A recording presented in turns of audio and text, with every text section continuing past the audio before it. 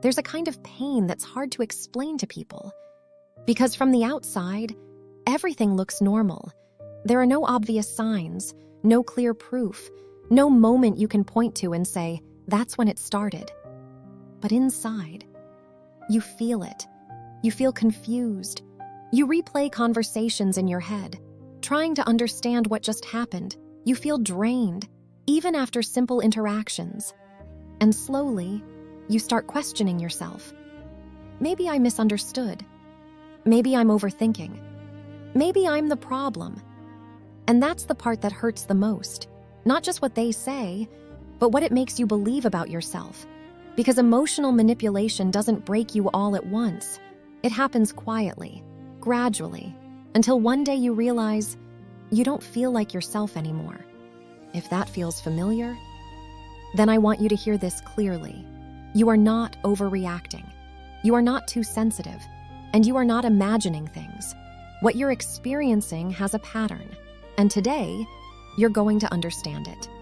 If you've ever felt this way, subscribe to Thrive and Clarity, because here we don't just talk about toxic patterns, we break them down so you can finally see them clearly. What emotional manipulation really looks like. Emotional manipulation is not always loud. It's not always obvious. In fact, the most powerful manipulation is the one you don't notice immediately. It looks like small comments that make you doubt yourself, subtle shifts in conversation that turn things back on you, moments where your feelings are dismissed or minimized. They might say, "You're too sensitive. You're overthinking again. That's not what I meant." And each time, it seems small, almost harmless. But over time, those small moments start to add up, and something begins to change inside you. You stop trusting your reactions. You start filtering your thoughts. You hesitate before speaking. And without realizing it, you begin adjusting yourself to avoid their reaction. The confusion loop. This is where most people get stuck, because emotional manipulation creates something very specific. Confusion. Not clarity, not resolution, confusion. One moment they're kind, the next moment they're distant. One moment they understand you, the next moment they dismiss you. And your mind tries to make sense of it. You think, maybe they didn't mean it. Maybe they're just stressed. Maybe I'm expecting too much. But the truth is, that confusion is not accidental. It keeps you thinking. It keeps you trying. It keeps you emotionally invested because a confused mind doesn't set clear boundaries. Why you keep doubting yourself at some point. The manipulation becomes internal. You start questioning yourself automatically. Before you even speak, you're already thinking, is this too much? Should I say this? What if I'm wrong? And this is where the shift happens, because now they don't have to control you directly. You're controlling yourself. You're over-explaining, over-apologizing, over-adjusting, not because you want to, but because you've been conditioned to. Why it's so hard to walk away. Let's be honest about something. If it was only bad, you would have left already. But it's not. There are moments where they are kind, attentive, loving, and those moments feel real.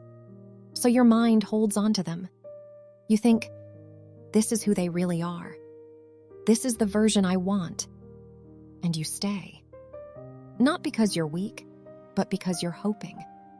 And that hope is what keeps the cycle going. If you've ever felt stuck between the pain and the hope, comment below. I see it now. Sometimes saying it out loud is the first step to breaking the pattern. How to deal with emotional manipulation, real shift. This is where things change, because dealing with emotional manipulation is not about changing them. It's about changing your response.